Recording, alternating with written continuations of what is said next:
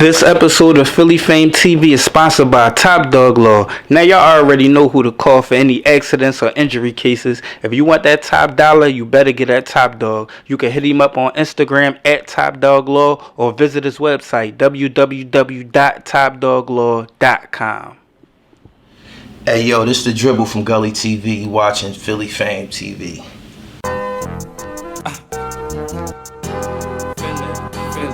Philly fam.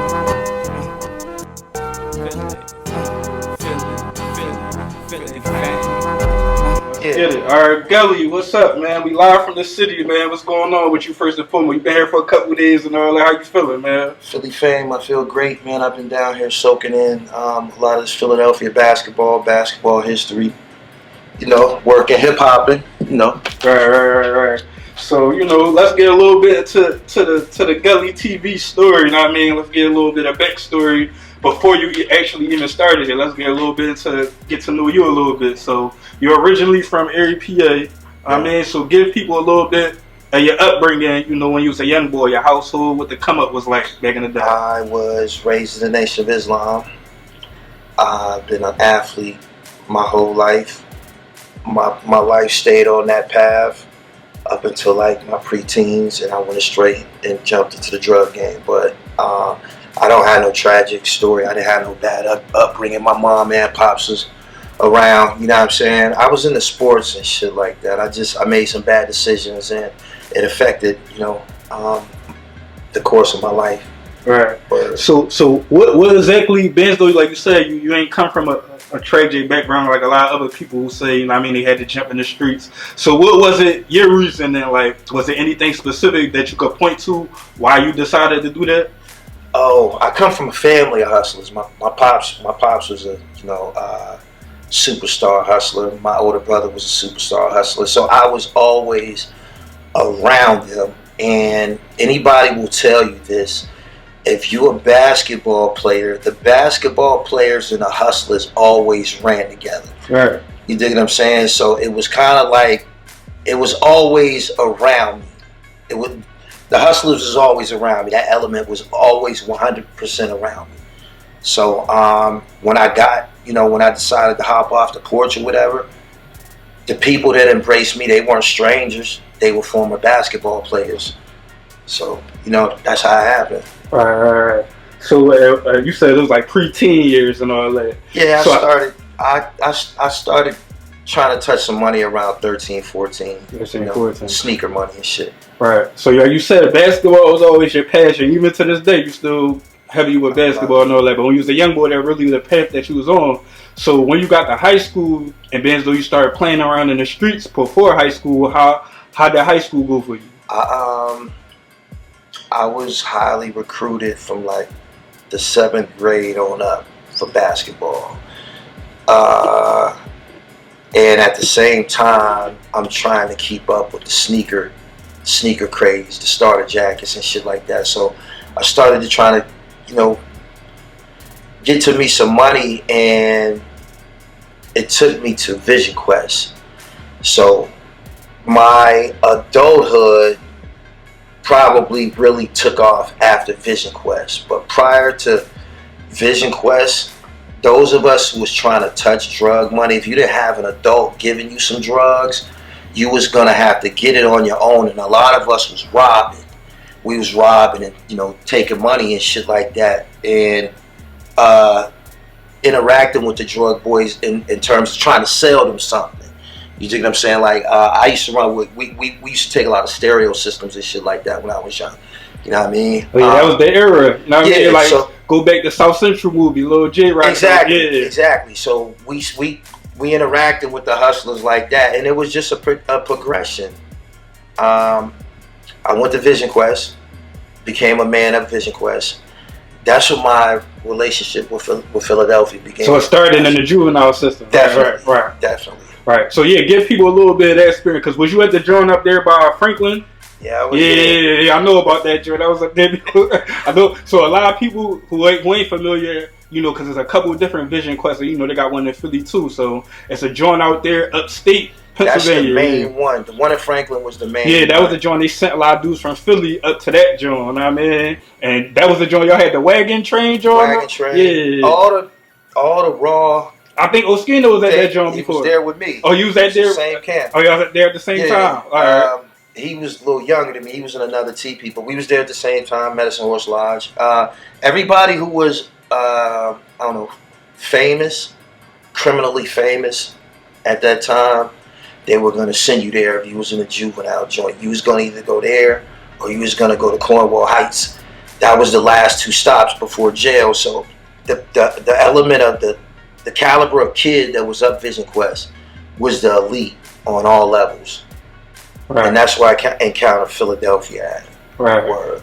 So then, how long did you do in that joint? How long you was in that? I was up there like 14 months. I went up there with a sentence called a 4-4. That means I had to do 4 months in wilderness camp, and I had to go do a quest, and then go do 4 months in a residential house. But I started playing basketball up there.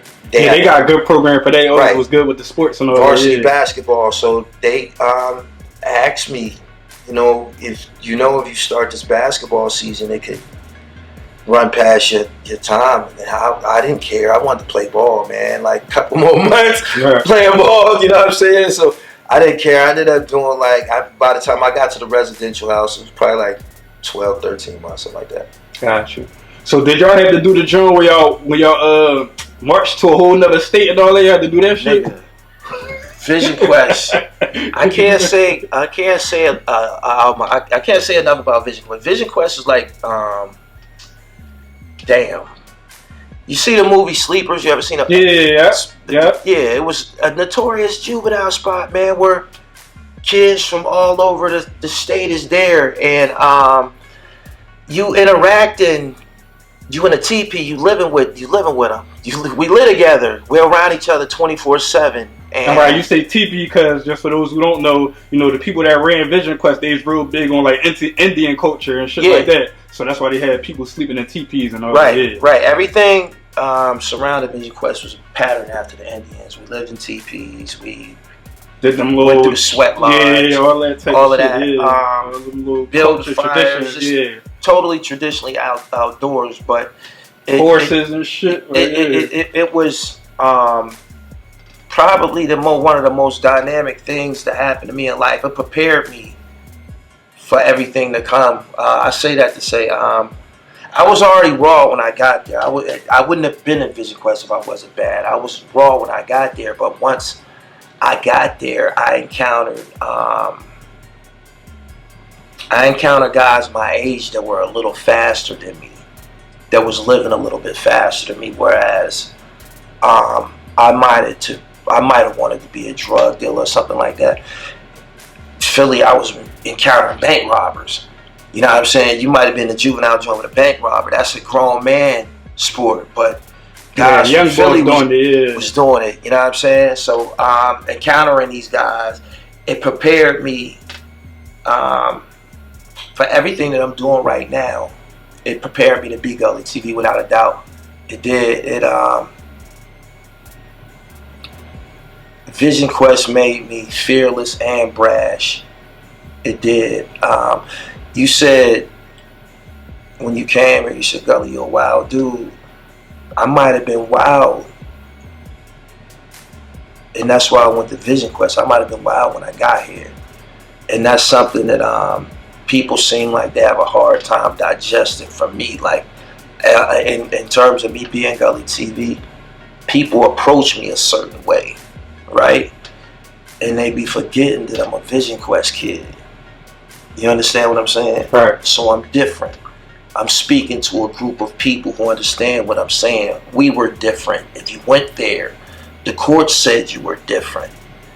You dig what I'm saying? So, yeah, that's where my manhood began at. That's why, I don't know, anything predatory was necessary in Vision Quest, and those traits prepared me for things that I had to encounter later on in life. I'm speaking of Vision Quest right now because I got a lot of people who I was there with from Philadelphia that went on to be very, very big people. And I want them to, you know, let them know, I see you, y'all see me. Right. So. And Oskino being one of them, like you said, Oskino was one. Oskino, me and Oskino talked about the quest one time, and he was telling me how his first day he got jumped by some of my homies. He got jumped by my homies from Logan, PU and them. These some famous guys from Logan. And Huff just passed away. Rest in peace, Huff. Rest in peace, Huff, from Logan Valley. Yeah, we were up there the same time, and it just was really something. It's at the point where it's a lawsuit right now. Yeah, that was because they closed that joint down at one point in time. They was beating on kids, man. They was that beating on crazy, kids, man. They was dogging kids out, man. Some probably got killed. Yeah, because that was upstate. Young boys get sent upstate, so like the quest was way more, I don't know, violent or radical than prison. Damn, that's crazy. That's crazy to say that because you was in prison too. Yeah. We gonna get to that. I mean, so when you first left the quest, like, did that experience? I mean, I think I probably know what you're gonna say, but I'm just asking anyway. Did that kind of deter you from the streets? Like, did your experience at there make you like? I want to take money now. Now I want to take. So money. It turned you up. Yeah, I wanted to take money now. That's all the guys that was around me. So you pretty much learned from them, like now, like taking money, man. He built it in 5 months. I took it in 5 minutes. You know what I mean? I was on that, so I went back home on that, and I bolted past all my peers, man. It wasn't just me. It was a few of us that was in Vision Quest that came home together the summer of '93, and the world wasn't ready. The world wasn't prepared for us, man. Word. Right.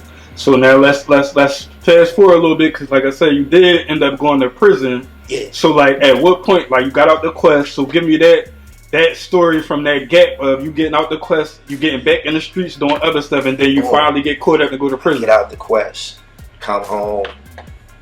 I come home by my older cousin who was at the quest with me.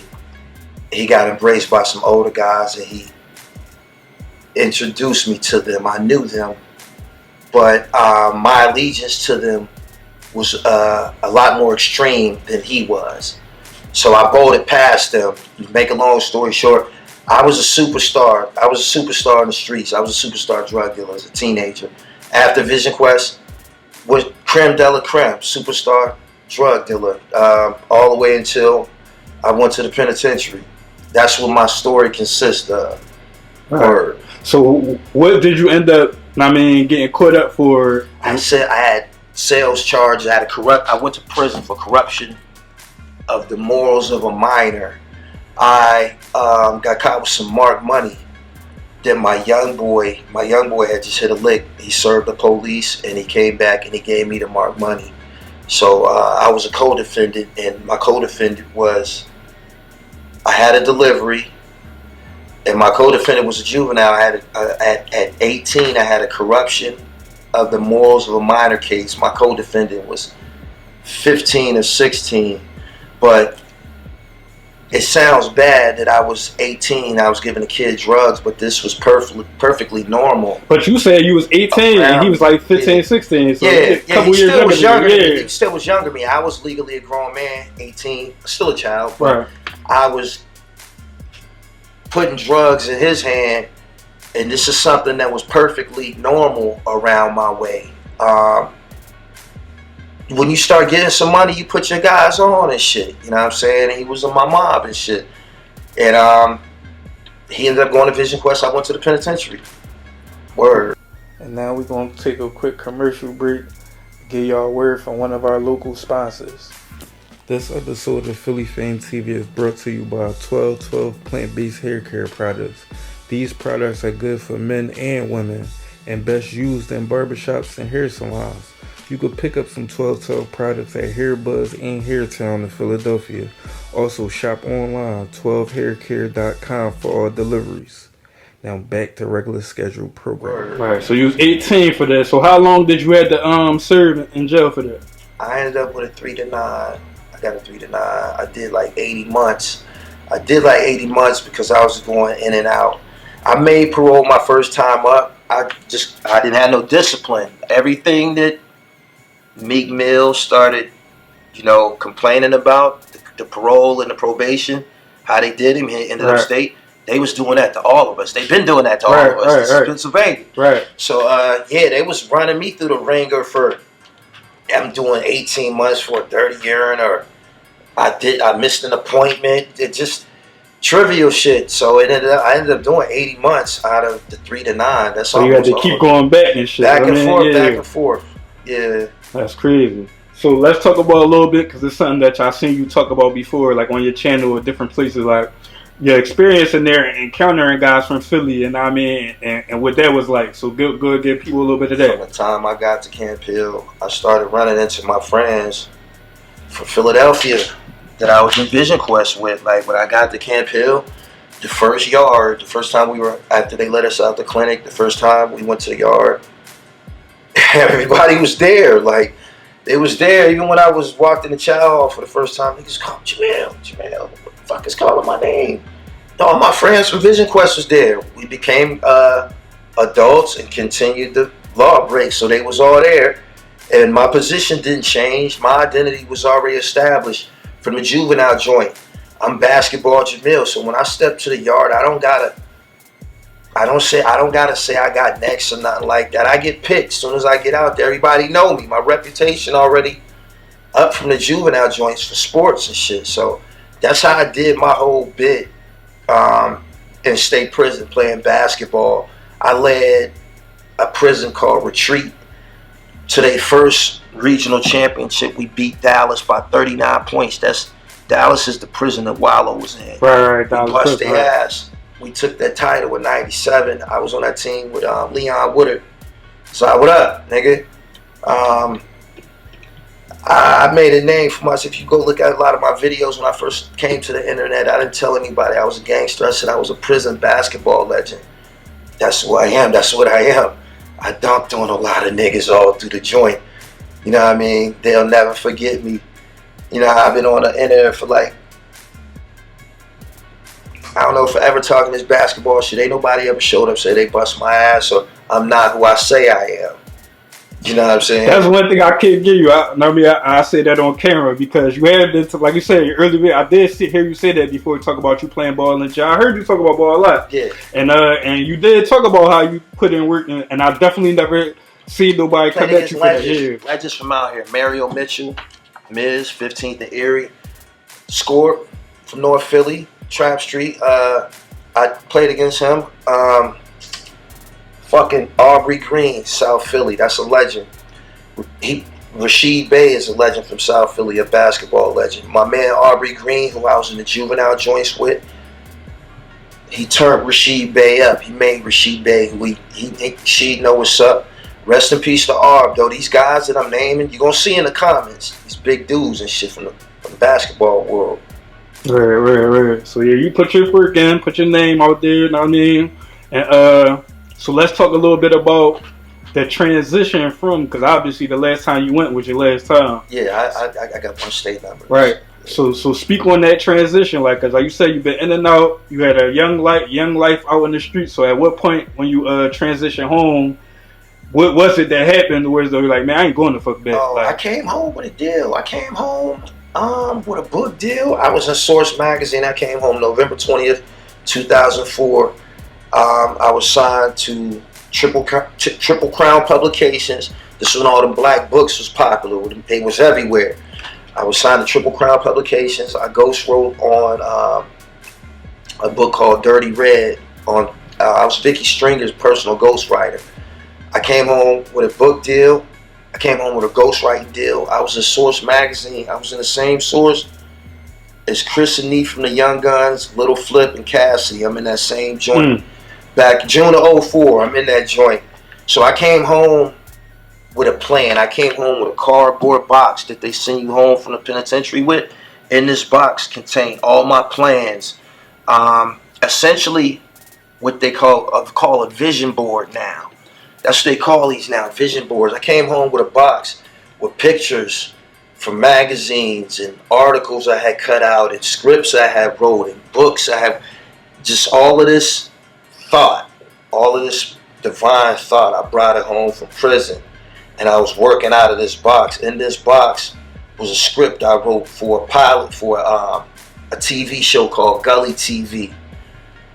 Initially, Gully TV, my perception and direction of what I wanted it to be was, it was gonna be for who I thought was the degenerate rappers, the gully rappers, DMX, Beanie Siegel, Black Rob, all of those types of guys and shit. You know what I'm saying? And I, by no means would I have let anybody like, I don't know, Nelly or Ja Rule or anything like. I wouldn't. At that point, I felt that they weren't for my show. I was just being naive. You dig what I'm saying? I was being naive because you can't. There's not a big pool of Beanie Siegels and DMXs, and they careers, and they had problems. It just wouldn't have been enough to feast on. So I expanded my horizons and included hip hop, sports, and fashion, including everybody.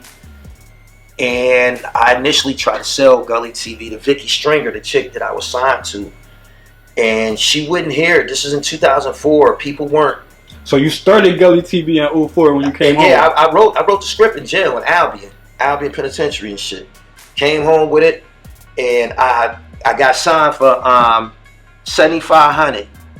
She gave me a little ghostwriting check too. So I'm walking out this office with under 10,000, close to 10,000. It's good money coming home from the penitentiary, but it wasn't enough. It wasn't enough. I had to find something else to sell this lady because I was her ghostwriter. I was with her every day. So I'm rolling with a millionaire every day, to meetings, to lunch, and we around each other every day. I have to get some more money out this chick. You feel me? So right. I laid it down to her, and she wasn't receptive to it because the internet, it was a thing, but we were still in the DVD stage. Yeah, it's still early. You're talking about 2004, so I don't think YouTube was out yet. YouTube didn't even come out to 06. You know what I'm saying? Like the fall of 06 or something like that. So we kind of like a little bit early. She wasn't receptive to it. But I wasn't discouraged. I just was passionate about it. I love hip hop. I felt that it would work. Went to Atlanta summer 04 and got to work. And it's been going on ever since. Wow. Closing on 20 years, yeah. So at what point did you bring it to YouTube? Because I know you started off doing the DVDs and all that. 2006 or 7, MySpace came out. MySpace was a big thing, and in order to put music videos or content on MySpace, you had to put it on this new platform called YouTube. I didn't know nothing about it. My man told me about it. We knew about MySpace, but we didn't know what YouTube was. So we uploaded some content to YouTube just to put on MySpace. Just to share it on MySpace. Yeah. Right. One of the videos that I uploaded to YouTube was a video from one of my old DVDs from 2004. It was Gucci Man punching this chick named Mac Breezy down in Atlanta. And we don't know the power of the internet. We uploaded that shit to the channel. The channel didn't even have no subscribers or nothing and shit. The next morning, the shit went viral. It was on Media Takeout, World Star, Miss Info. It was Media Takeout, you went all the way back. Yeah, it was back then and shit. All of the big websites had grabbed it, and that was my first exposure to internet celebrity. And it was like drugs. It was like drugs, so I had to keep going with this. And when this Gucci Man, Mac Breezy situation happened, I got on World Star. World Star was like being famous. Yeah, that was it. Like for real, early days of World Star, that was it. Like, I mean, so like, I'm on World Star. That's like being on MTV, BET or something. Exactly. It was just like that. I'm going places, I'm in malls and shit like that. People spot me like, yo, what's up, baby? This shit getting big. I ended up interviewing Head Ice and shooting some music videos for Head Ice. This is when he first came to the Lion's Den. The world ain't hip to him yet. Yeah, it's early on. Yeah. Head Ice ended up becoming a phenom, but I was one of the first people to work with him. So when people rushed to the internet trying to see who Head Ice was, they was finding Gully TV. And I just never stopped. I just adapted, just kept going. Right. So now let's get into, some of the highlights of Gully TV as far as like when I came to know about it. Like I followed your channel a lot. I told you like a minute ago. I can't even remember what year it was. Say like 4 or 5 years ago, something like that maybe. Right. When I came across your channel, you was on there popping your shit. Know what I mean? Like talking about different topics and shit like that. That as over time I've been following you. I see you doing interviews and shit like that. And one of the big interviews you did, I mean, that I think went viral was the joint with Haitian Jack. Right. I mean, so I knew you was gonna say that. Yeah, that was like a big joint I seen that you did. You did a couple joints too, but that was like one of the joints I seen that was other people was covering it and went viral and all that. So let's speak about some of the highlights and stuff from Gully TV over the years. Some of the things you accomplished, big interviews and all that type of stuff. Shit, man. I've been doing big joints for a long time, but it wasn't gratifying for me until I started interviewing NBA guys. And yeah, once I got in that NBA pocket, man, I'm like, oh yeah, I see you did a joint. You know what I'm saying? Skip to Malou. Yeah, Skip to Malou, DeMar Johnson, Steve Francis. Yeah, Steve Francis. I seen that joint too. Once I started interviewing and mingling with the NBA guys, it was just great. It was just wonderful. It's been wonderful. Word. Right, because that's right up your alley, basketball. Yeah, basketball. Aside from that, I work with Black Rob, big one. R.I.P. to him. Yeah, rest in peace to Black Rob. Whenever somebody asks me about my resume, I get the. Oh yeah. Also, I seen too. One of your angles too was a lot of the early street legends. Like I see the interviews with a lot of them guys, like a lot of street legends. Yeah, I'm glad you said that. That's my pocket. That's what I became. That's when I started to get a stronghold or stranglehold on things. When I started interviewing a lot of gangsters, I didn't set out to interview no gangsters. I'm glad you brought that up. I was in D.C. interviewing basketball players. And like I said, the basketball players and the hustlers always ran together. So I'm interviewing Victor Page, that's Allen Iverson's backcourt mate at Georgetown, Mike Gill, and these different G Wiz. I'm interviewing these guys, and these guys know these street niggas, man. They know the Kobe Mowai, Sean Branch, Kurt Bones. So I started like you said, interviewing. They all run together like basketball streets with mixed together. I started doing the DC thing, and one of the interviews that I did in DC was a guy by the name of Ears to Christ. Oh yeah, I'm familiar with him. He ran with what's the guy's name? He ran with who? He ran with Dre. Andre Tank Johnson. Yeah, he the one got killed by Apple, right? Got killed by Apple, exactly. So I interviewed Ears to Christ, and that shit blew the top off of Washington D.C., man, because this is motion picture shit coming to life. This ain't the movie paid in full no more. This is the real characters and shit. Right. You feel me? The real people. Alpo killed real people. We in D.C. now on volatile land, and they giving it up. You know what I'm saying? And when I did that interview with him, everybody came out. Everybody came out. The whole D.C. came out. The federal system came out. It just spread like wildfire. And not only did everybody came out, Alpo came out. It brought Alpo to the internet because, like I said, this ain't scripted no more. This is the real deal. This is the dude telling us we bought this many bricks from Alpo. He couldn't serve us. You feel me? We ended up putting money in with him, and he killed my man.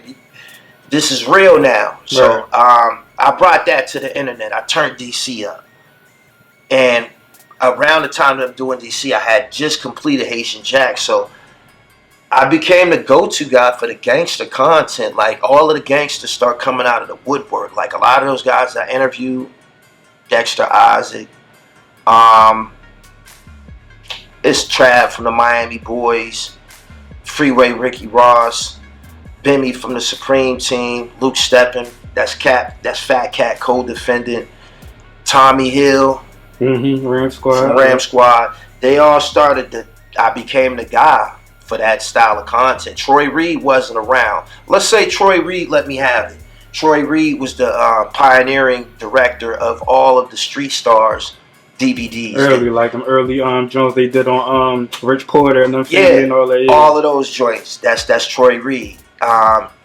Troy wasn't around for a period of time. He was doing something else, and I put them shoes on, and I got his blessings.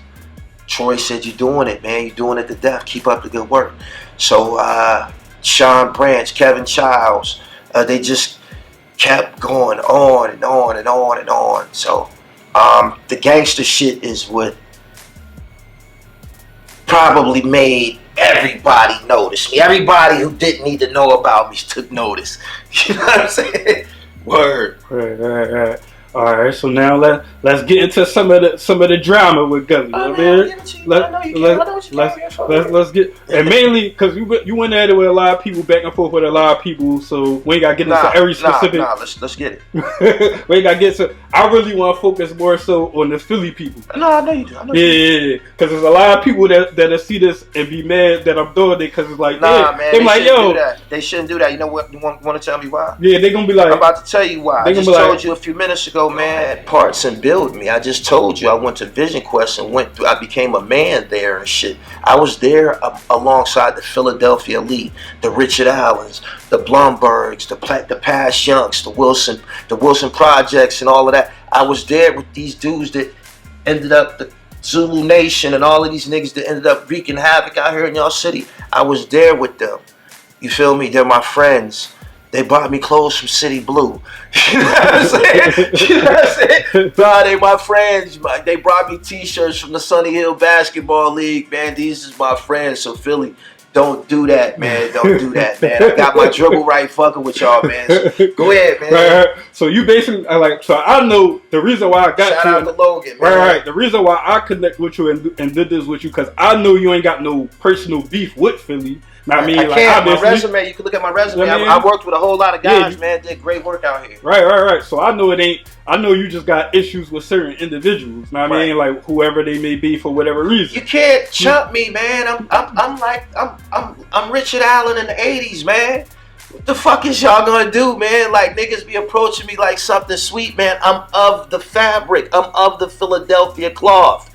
DF 5973. That's my state prison number. Vision Quest, I was a problem child. You remember when they had us in the rooms with asking you what these ink spots look like and had you putting together puzzles and shit thinking you retarded? I went through all of that shit.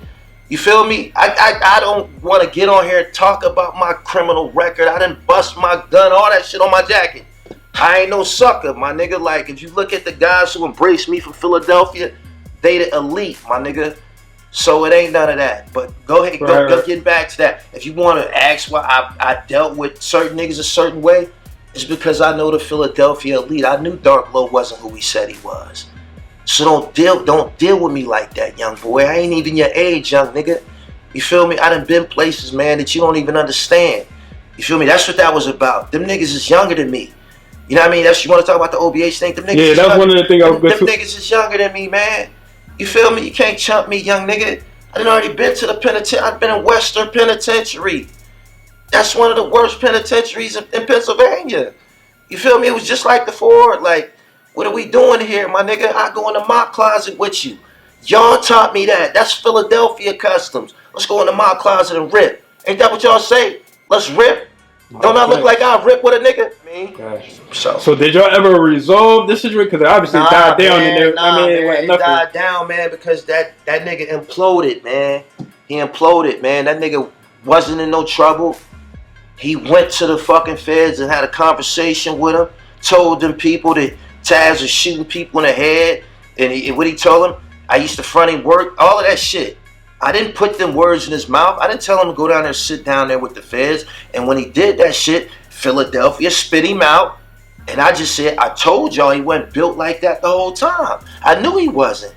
Because gangsters don't act like that. What you portraying, my nigga, the way that you carrying it, they don't act like that. I know Philadelphia gangsters. They don't act like you, my nigga. So that was just it. Nah, he went to jail, turned Hebrew Israelite, told on niggas like, and people try to downplay it and shit. You know what I'm saying? I don't know, maybe I don't know, man. But you know, that nigga that had nothing for me, man. I'm about paper, man. I'm of a different caliber, man. Them niggas was like getting some money for a year, man. It went crazy and shit. Lost their goddamn mind and shit. I've been doing this for real. Got you. So what about There's a couple other people Nah, like I said, I don't think it was no beef, Give it but up. just back and forth little shit talking. So let's just get this out the way. What do you have against these people that you coming at? Like, is it just you got something against these niggas? I'm successful, bro. All right, so let's talk about like so I see you say something about Meek, Gil. Meek was bunny hopping in front of them white folks. That's not Philadelphia. I'm sitting here telling you that I know Philadelphia and shit. He's a bunny hop in front of them white folks. He been doing a whole bunch of monkey shit, man. He just was walking with Robert Kraft for, I don't know, the memory of Holocaust victims or some small shit like that. That ain't got nothing to do with us, man. Like, he's being emasculated in front of everybody and shit. Like, he wouldn't be able to sit at the table. Just because this nigga a rapper, some people ain't supposed to look the other way. Wasn't nobody supposed to look the other way when Wallow was correcting David Portnoy for disrespecting Angela Reese?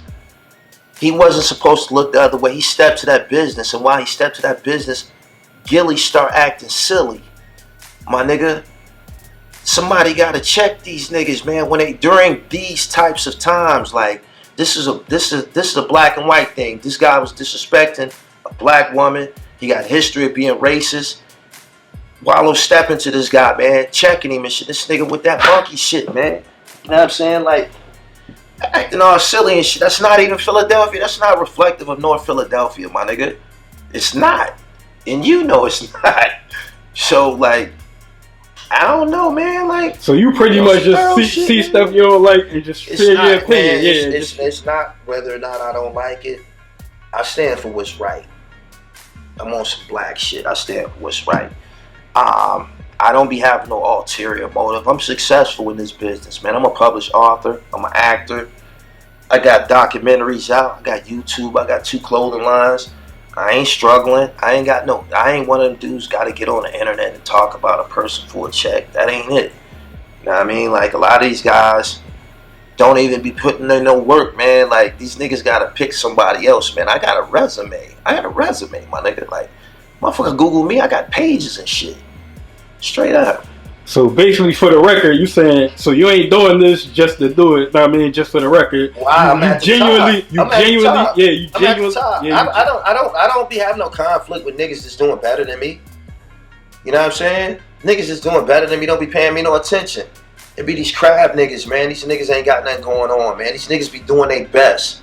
I be out here flossing, looking like a pro athlete, living like a pro athlete, diva with me, bankroll with me. You feel me? These niggas be on some other shit, man. I came here by way of talent. I didn't come here with no schemes or nothing. I'm Gully TV, my nigga. That's talent. Dimensions and shit. You know what I'm saying? Like, these niggas be wanting to compete. Niggas need to stand down. Niggas be barking up this tree. You ain't even built like that. You don't know what it's like to write no book, nigga. I'm a published author. That took me 3 years to write that. You know what I'm saying? All right. So at no point on any of this, like I said, you had a lot of little back and forth with that, and I don't call it beef because, like I said, they ain't really, it's just internet shit. But so the back and forth you having, at no point do none of them. I ain't even just talking about Philly. I'm just talking about general. At no point none of them you like, man, I'm gonna just go at this nigga. I mean, I know he gonna talk shit back. We just gonna do some internet shit for content, or do you really be at niggas like when you be at them, you really be at them? After going through it with OBH, rest of these niggas pussy, my nigga. Straight like that. If I've been into it with a nigga after going through it with OVH, you ain't got nothing for me, my nigga. You know what I'm saying? Like, I had an opinion about them niggas, but I know what them niggas is about. Them niggas do something to you. They weren't gonna do nothing to me. You know what I'm saying? I wasn't gonna put myself in that situation, man. But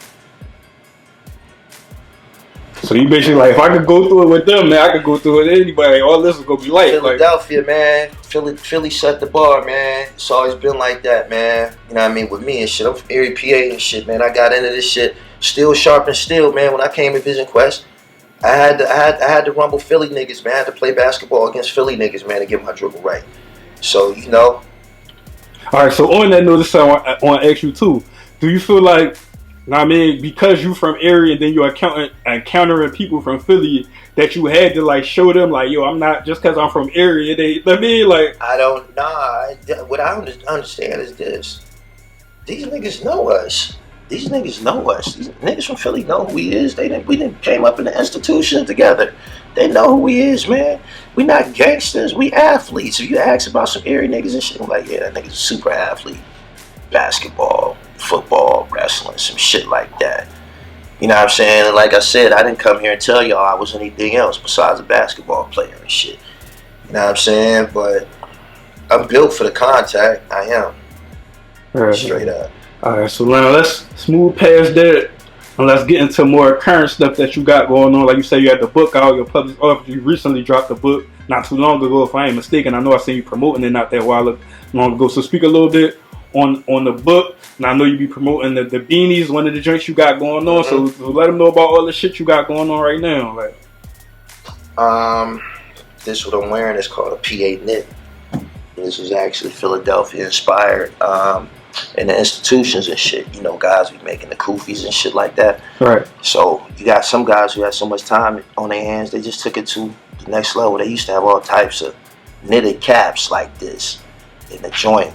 I started wearing them on my platform. I grabbed one and put it on one day, and people was like, man, you styling with that joint and shit. You know what I'm saying? All the time. I got it on, I'm saying to myself, this ain't nothing but a fucking knit. I'm some Philly shit. You know what I'm saying?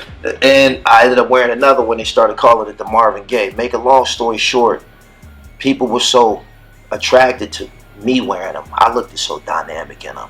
Niggas wanted them for themselves. I named it the PA knit because it was birthed in Pennsylvania, most likely Philadelphia. I just made some paper off of it. But yeah, the PA knit, you know what I mean? Born in Pennsylvania. That's what this is and shit. Let's get to the book. The book you just dropped. Some things I've been through. That's about my interactions with all the, but most of the current notorious gangsters. Brian Glaze Gibbs, Haitian Jack, Al Poe, Sean Branch, F.A.M.E, Jimmy Henchman, Kurt Bone from DC, Freeway Ricky Ross. There's so many in this book, man. I wrote about my interactions. I even wrote about a close encounter I had with Alpo. I met Alpo Martinez in person, so I wrote about that in the book. I've been through some things, man, so I wrote about it, man, you know.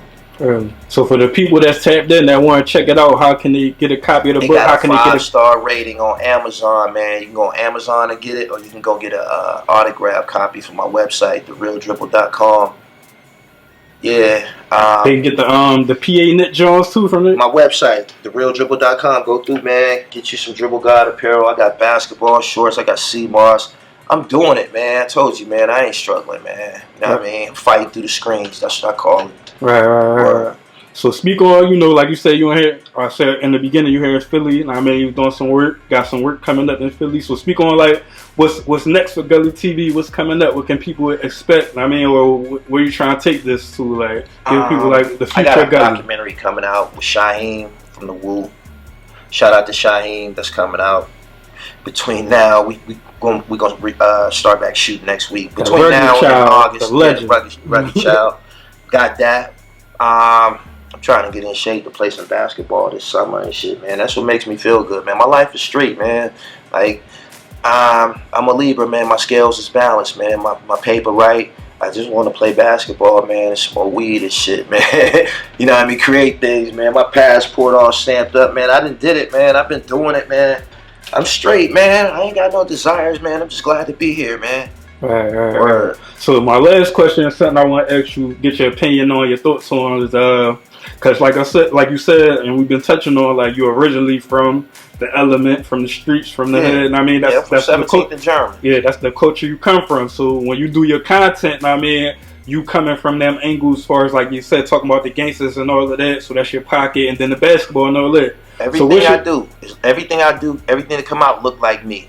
When you see something, when you see the editing, it look like me. No, fix. You know what I'm saying? Like everything, I got my own lingo. I'm about to say that too. You got your own stuff, man. I respect that. You know what I'm saying? So now my question to you is, how do you feel about the guys with big platforms, other platforms and stuff like that? Like I throw some names out there like Vlad, Adam 22. DJ Academics, guys who ain't from the hood, who ain't from that club, but a lot of their content be based on, you know, street them niggas stuff. ain't doing that, man. Ain't nobody gonna talk about them niggas in 30 years and shit. I done been quoted in books. I done been mentioned in documentaries. I'm talking about other people doing documentaries about the murder of Biggie Smalls and shit like that. My name and cup came up in all types of shit like that.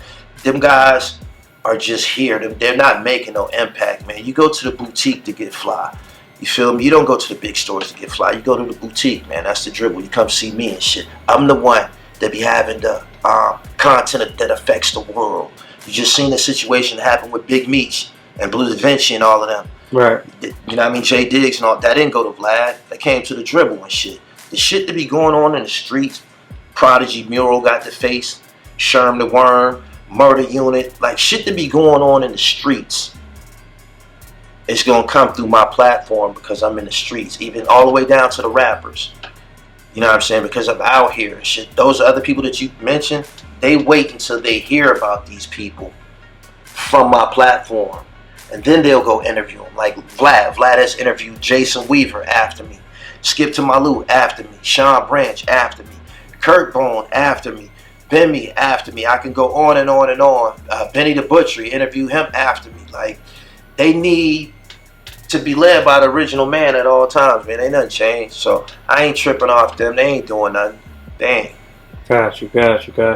All right, is there anything else you want to touch on? Let the people know you want to address, clarify, anything when you get a chance to cover, you know what I mean? Get your dribble right, man. And I appreciate it, man. Philadelphia, man. This is always been a place that I love, man. Philly got the wildest sneaker collections, man. Sneaker stores out here is crazy, man. So, you know, I'm a Theodore shell toe type nigga. Classic boy. Philly, you know what I mean? You know what I'm saying? Y'all got it out here and shit, man. So, yeah, man. As far as the tri-state, though, I'm the biggest in the tri-state and shit. I don't give a fuck about, like, you call them the bigger platforms. Them niggas not bigger than me. I had Haitian Jack. How they bigger than me? I had Haitian Jack. Haitian Jack was in Tupac's song Against All Odds. He was in Tupac's biopic, All Eyes on Me. You feel me? I got to Haitian Jack before CNN and the rest of them. I beat the world to him. Y'all ended up seeing him on Hip Hop Uncovered, but y'all seen him on the dribble first. You dig what I'm saying? So, they can't beat me, my nigga. Like, can't none of these guys beat me, man. I go for everybody, man. Borrow nobody. Especially in this tri-state. I'm the biggest media whale in this tri-state. You want to get down? Come fuck with the dribble. Basketball is a team sport. Word up. Oh, shit. No, I was more so saying it because, you know, like I said, it's only a small percentage of people that it seemed like to me, I could be wrong, but it seemed like as far as media people that do interviews and shit like that, it's only a small percentage of them that's actually from that. I mean, like, a lot of dudes that's covering that type of stuff is not from that world at all. So that's why I'm trying to get your opinion. Like, how do you feel about dudes that's not from that world? Because you from the world to a degree. You went to jail, you went to prison, you've been in the street. As long as our people continue to deal with them, it ain't nothing that I could say can stop it or affect it. You know what I mean? Niggas got to start being conservative, man, with the culture and the content, man. Put it out for self. Or come fuck with Philly F.A.M.E. TV. You know what I mean? Them niggas ain't no better than you, my nigga. I came to get on your shit because I seen a dope piece about Cicero. Some of the stories you've been doing, niggas not bigger than you. They ain't got no Cicero story. You know what I'm saying? The black man is God, my nigga. Keep winning, man. You know what I mean? They can't beat us, man. Early. And on that note, man, we gonna sign off for now. Till next time. I mean, Gully TV, the infamous dribble, the notorious. No doubt, man. I got E-Ness in the lobby, man. We got he got, you know what I mean? So he down here working. He about to do some work on your platform. I mean, and one day he gonna get that Philly F.A.M.E. joint on his platform exclusive. No doubt. I mean, my for man. sure. All right, we out of here. Peace. Signing out. Yeah, that's good.